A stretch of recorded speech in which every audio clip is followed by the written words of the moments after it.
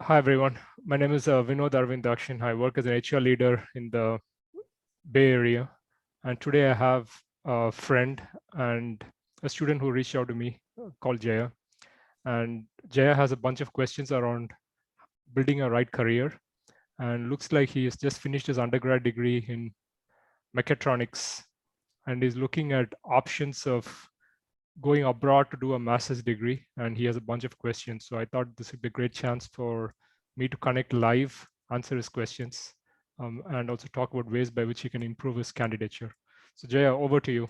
Anything you want to talk about, giving a quick introduction, and you can then jump into questions you may want to ask me.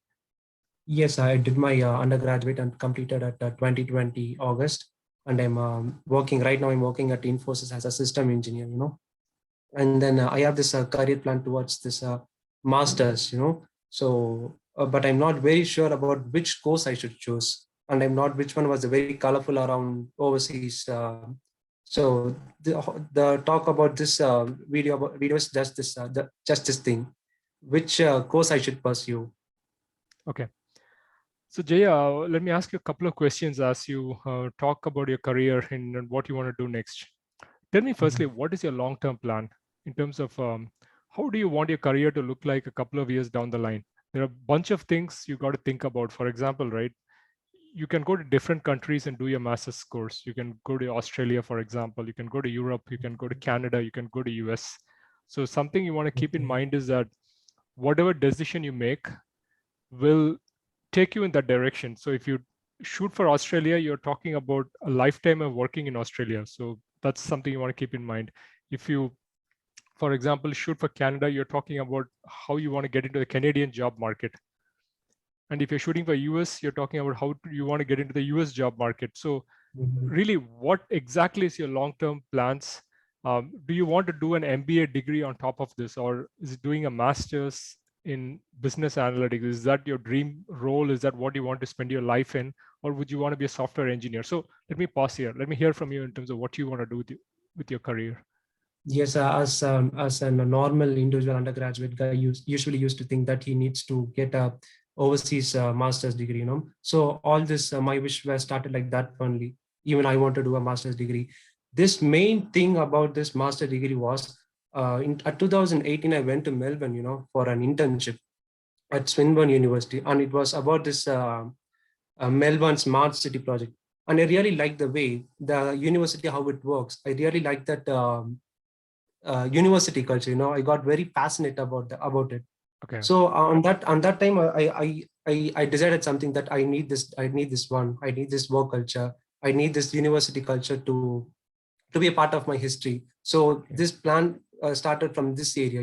Okay. And I just spent 20 days at Melbourne at this university, and it was very, very exposure.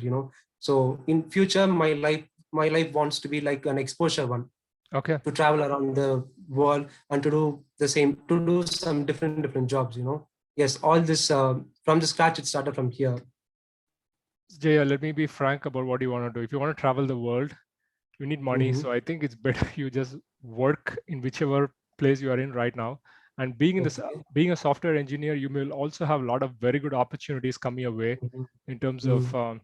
they will send you abroad and you could work in other companies. And even if you, for example, begin to work in Infosys, if you pick up some very good skill sets during your work. Okay. Mm-hmm. So something I want to let you know is that do not look at studies as the only way to gain skill sets, especially in the field of computer science, because in computer science, master's degrees don't matter.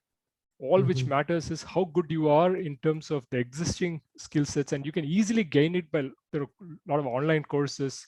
There are places like Hacker Rank where you can go and like practice coding skills. There are so many ways to gain knowledge that what I'm trying to say is that you don't need to do a master's degree to prove that you're good in something. You Mm-hmm. can very well do it Okay. with an undergrad or even with an online course. Okay. And with respect to your second point, at getting exposure traveling across the world, I mean, you can take a month off, take time off your workplace and travel, right? That's possible. Even Okay. your company could send you abroad. So, I mean, I'm being the devil's advocate here. I'm trying to throw you different options. And typically what happens is if you do say a master's in say Australia, right? What's going to happen is that you'll be restricted to the Australian job market. You will not be able to travel much beyond Australia. But if you work in India and then you get deputed to different projects, you will actually get a chance to work in projects across the world. You can be sent to, say, Canada, Europe, US, Australia. So you actually end up having more flexibility by being in the place you are in. Um, and if you want to get exposure, right, I would say that spending money like $30,000-$40,000 to get a degree, I mean, you can travel with much lesser budgets and you can actually have more fun by doing things. Anyway, let me pause here. Your thoughts, Jaya? Yes, sir. Yes, sir. What I'm trying to explain is, even I could go to abroad after staying at 5 to 6 years at Infosys itself. But what I need in my life is this university culture, this master's program. You know, I So you really want to do want an that. MS? Yes, I really wanted to do an MS, and my plan was to go. I wrote GRE for US. At my third year. Okay. So what I planned was, after completing my undergraduate, immediately I want to move towards US and do a master's degree, but I was not very sure about the course. But due to this pandemic situation, and apparently I got placed in some other company, so my parents told that why can't you just take a break from your undergrad and do your master's degree later? So that's what I'm here. So a couple of things. I mean, your parents are not flagging to you is also that if you want to, for example, study in the US, Mhm. I'm sure you want to get a job in the US, right? After studying in the US, or do you want to come back to India? I just want to stay there. I just want to Yeah. get a job there. It's very difficult to get a job in the US unless you have enough work experience. Nobody Okay. wants to talk about this. Everybody feels that if I just come do a master's degree in US, you get nothing. I mean, nobody's willing to like take students of zero experience. So I think the traditional Indian mentality is that like you finish your undergrad, get a master's as fast as possible. But thing is, to even get a job in the US has become very difficult because of the H-1B restrictions. And companies Mhm. are looking for the best of talent. So if you have less than 3 to 4 years of work experience, it's not easy to get a job in the US. People are struggling. A lot of people are even coming back to India because they're not able to find jobs. And nobody's talking about those scenarios. But let me tell you, like when it comes to H-1B with the work visa applications, there are close to like I think 270,000 applicants. There are only around 60,000 slots. So only 25% of people who apply, less than 25%, around 20% of people who apply actually end up getting the visas. Like 80% of people are not getting visas under H-1B. Okay. And these are things nobody wants to talk about. So I would say the US job market is very tight. And I would say that if you get experience in your hands, it could actually help you well. So if you can at least have, again, even if you don't want to wait for 3 to 4 years, at least 2 to 3 years, right? I mean, 1 year experience is not enough in industry. People want to see something meaningful. I mean, something meaningful is at least 2 years, preferably Okay. 3 years. If you have 2 to 3 years of work experience, come to US, you'll be in a much better position compared to everyone else. Because once you come to the US, right, it doesn't matter what your undergrad degree is, whether you're from IIT or NIT, or if you're from a private engineering college or from a like government engineering college, it doesn't matter. All which matters is how good are you in terms of what you bring to the table.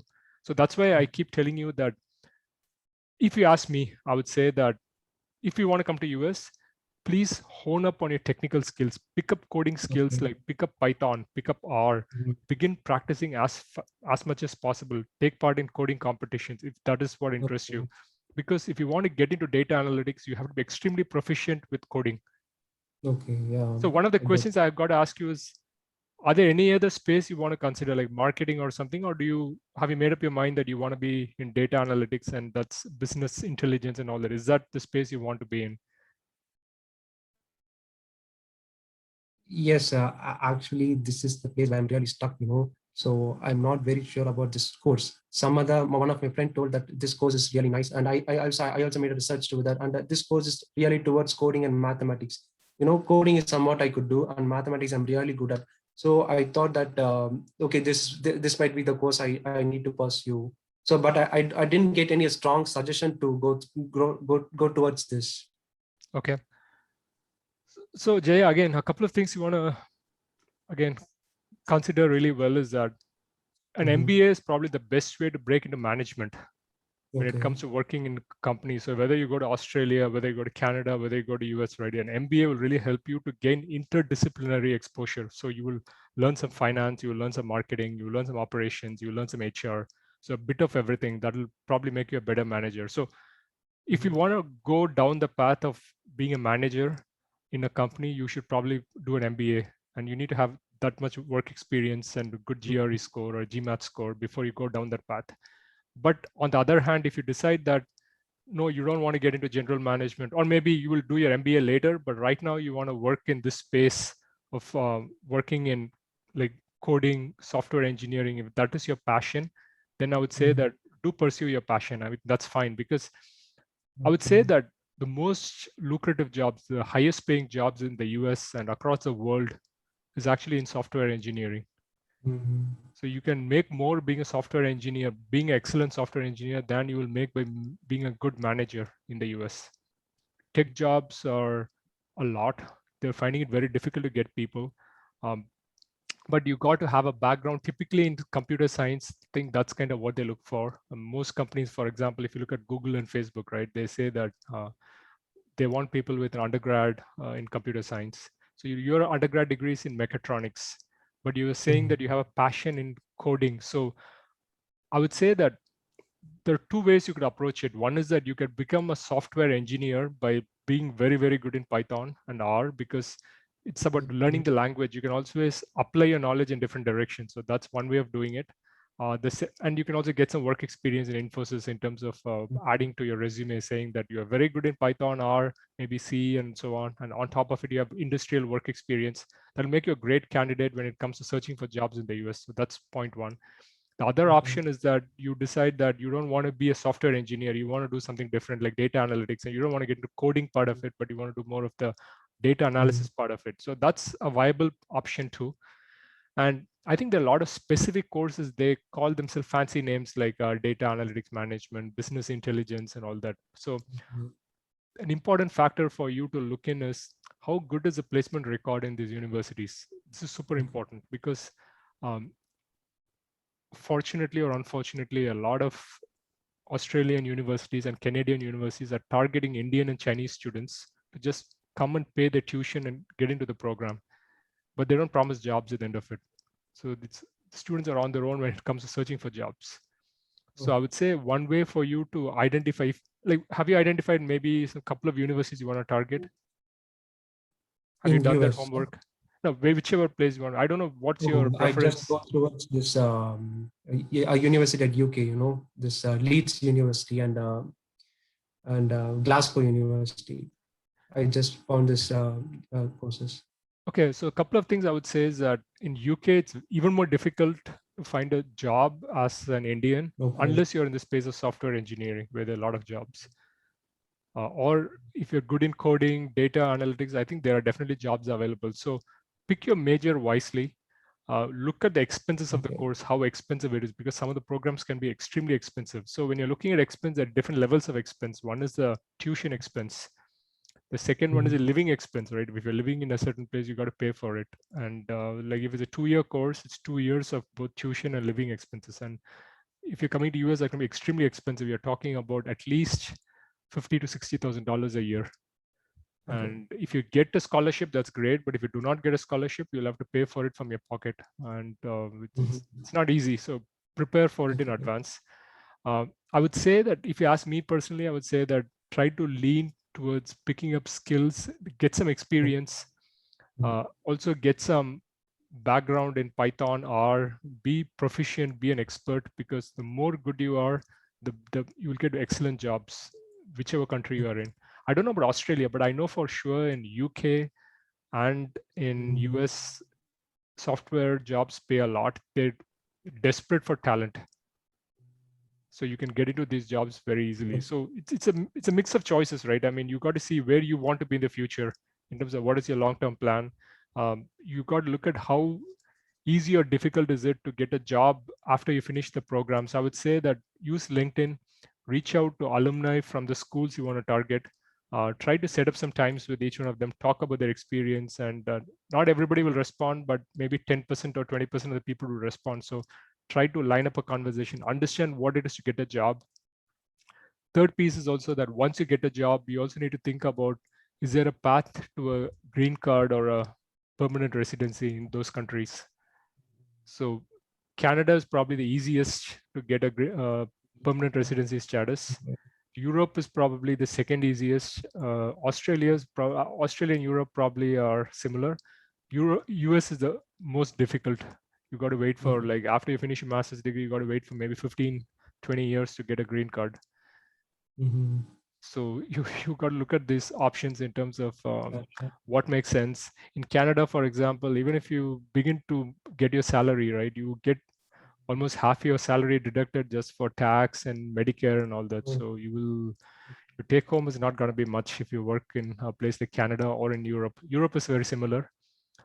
So in the US, the tax rates are close like 35 to 40%, but in Europe and Canada, the tax rates and medical contributions, they all eat into your salary. It'll be like 50%. So you got to look at what the numbers are. How much will you save as like take home salary in each one of these places? Is there a path to a green card? How much loans do you want to take right now? So list down all of these things. Look at it in terms of entirety, in terms of does this make sense to you? What are the best options to pursue? And then you got to make the difficult choice in terms of first choose the country you want to go to, then choose a course you want to go to, then identify a list of target schools, begin to reach out to alumni, network with them, identify what makes sense, and then decide what you want to do. Because uh, you always want to be ready with that worst case scenario, right? For example, if you come to the US, if you don't find a job, you'll have to, like, if you don't find a job within 2 months of you graduating in the US, you'll have to come back to your home country. So it's a list of choices you want to make. I would say that every year of work experience you get on your resume, it makes it easier and easier for you to find a job. So to put it frankly, most companies, the way they look at it is they don't want to train an undergrad student from scratch. So they want someone who's already worked in industry, who understands what is industry. So even if they don't, so if you look at one of my videos, it was, I think, a video uploaded last Friday. I was actually talking to a senior director from Cisco. She works in the San Francisco office, and she was talking about how she hires people. And just listen to that video where she talks about, she says that I'm not looking for a perfect candidate. I don't want somebody who's exceptional in coding. All I want is, I want someone who understands how it is to work in industry, who's flexible in terms of working hours, who's willing to do some additional effort, who is comfortable to get along with, who will be ready to take the initiative when it comes to projects, and who is a self-starter and who can manage things independently. As long as somebody meets the criteria, and even if this person is not great in coding, I can help this person pick up on coding skills. But the soft skills is something I cannot teach. The person either has it or doesn't have it. So listen to that one video. There is a video with the director called Hepsi Prem Kumar. I'll put that on my YouTube channel. I'll share the links with you. So look at what she has got to say. Just get you a hang of what do corporate recruiters look for when it comes to like software engineering jobs and engineering jobs across tech companies. Then you basically get a little bit of work experience, because I feel that if you work for a couple of years in industry, right, you get a very good sense of what to do and what not to do. And nobody wants to be the first to train you. You need to have that experience before you get in. And that will easily help you find a very good job. What happens is, even within software engineering, there are different levels. Like you can join as a super junior person, and it'll take you forever to get to the next level if you're not good in your job. But if you're good in your job, they will not put you at the entry level. They will consider your previous experience and put you at one or two levels above the entry level. So you will, instead of entering as, say, a software engineer 1, you may enter as a software engineer 2 or a software engineer 3 based on the amount of work experience you have. So typically from a software engineer to software engineer 1 to 2, it takes probably 2 to 3 years. So if you already have 2 to 3 years of work experience, you can make sure that's counted as work experience, and you'll find it both easier to get into the company and also get into a higher paying job within the existing company. So those are things you want to look at. And also keep in mind that as you work in Infosys, don't just take the projects which are like chill out roles where you have nothing to do, or like it's just a lot of like bullshitting with customers. I mean, choose those projects where you get to learn a lot, where you can make a lot of mistakes and learn, because the end idea of work experience is that there has to be takeaways from it. So in the future, if somebody asks you what you did in Infosys, right, you need to tell them that I worked on the most challenging projects. I use a lot of my coding skills, and those are the projects you want to be a part of. not those jobs where you're doing like 1 hour or 2 hours of work a day and typically not do anything else. I mean, those sort of jobs are not good for your career, at least in the early phases where you're building your career. Okay. Does this make sense, Jaya? I know I'm not giving Yes, you sir. like, I can't tell you what to do because you got to decide what you got to do, but I'm just giving you a framework where you got to Yes. make these choices. Like each choice has a pros and cons. So you'll have to list down all the pros and cons and then decide what makes sense for you. Sure, sure, sir. Yes, and it was a very good meeting though, and I want to prepare from a resume. It seemed right. It was very in a very basic level. Yeah. So I'll just it been just a month. I just working at Infosys just for a month. So this is my training time, and there are a lot way more way to go. So I'll just work towards it, sir. So Jaya, I mean, again, congrats for this role at Infosys. I think you're doing the right things. I would personally Yes, say sir. that give it at least 2 years. I mean, take it from me Okay. that like don't jump before a year. Don't, because I think in India it's very common that people are like, I want to do an MBA, I want to do this, I want to do that, and they just hurry up because they want to like get to the next level as fast as possible. But the problem is after you get to the next level, like what next? Nobody talks about what happens after that. Okay. So that's why that be thoughtful, be sensible, make the right decisions. I think going abroad, studying is a very good opportunity because, like you said, you will get a feel of a different culture. And at the same time, you will also pick up some very good skill sets around how to work with people, how to work on projects. So it's like if you can get some work experience in and then do some master's degree, that will help you a lot. Sure. But again, everybody has their own preferences, so I'm just talking about the way I look at it. But if you feel differently, you can do whatever you want, but understand that every country has its own issues, problems, pros and cons. So make sure you study that enough. Zero in on the university, zero in on the course, talk to alumni from those courses, see that if it's easy to get a job after finishing the program. That's very, very important. That's probably the most important decision you're going to make. Don't join courses which, for example, when I went to UK, I remember seeing courses where uh, I took a trip and I talked to a couple of friends when I was in the UK. There are a lot of places where 100% of the batches are Indians and Chinese. So those courses are not meant to provide jobs. They're just meant to make money for the university. So if you join those sort of courses, right, you will learn nothing from, because you're gonna meet the same friends you met at Infosys, right? You're gonna meet the same group of people coming for a master's degree there. You learn nothing from it. So you Yes, want to be with a multicultural group across countries, learn from them, uh, be at a place which has a very good placement record, and be in a country which has a path towards the green card in terms of next steps after your job. You don't want to be in a scenario where you work for 1 or 2 years in Europe and then come back to India, or work for 1 or 2 years in Australia and come back to India. In Australia, for your information, there's a list of programs and a list of skills which is highly valued. So if you belong to those skill sets, it's much easier for you to get into the path of getting a permanent residentship. Just like US, right? There's something called STEM field. It is called the science, technology, engineering majors. So what this basically means is that if you belong to a STEM field in the US, you will automatically get, I think it is a 3-year window to apply for a H-1B working visa. at Australia. I'm talking about US. I mean, there is something similar in Australia, but Okay. I've not worked in Australia, so I do not know enough. But do your own research about Australia. I'm talking about the US right now. Okay. If you belong to the STEM field, what happens is that you get a 3-year window to apply for a visa, and in the meantime, your university sponsors you for a visa. So if you come to US, it's better to be in a STEM field. MBA is not a STEM field. So what that means is if you come for MBA, you only get one shot at getting your H-1B visa, and there's only a 20% chance of selection. So if you do not get your H-1B visa, then you're screwed big time. So US, do your research on STEM majors.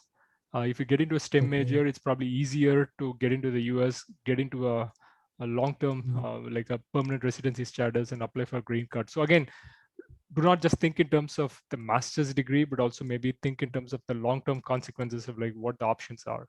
And maybe we can have a follow-up conversation later once you feel more comfortable when you've done some Sure. research. Then maybe we can check up in terms of where things are and how you want to look at all these choices. Yes, sir, sure. I'll sure let you know in case I have a bunch of questions again.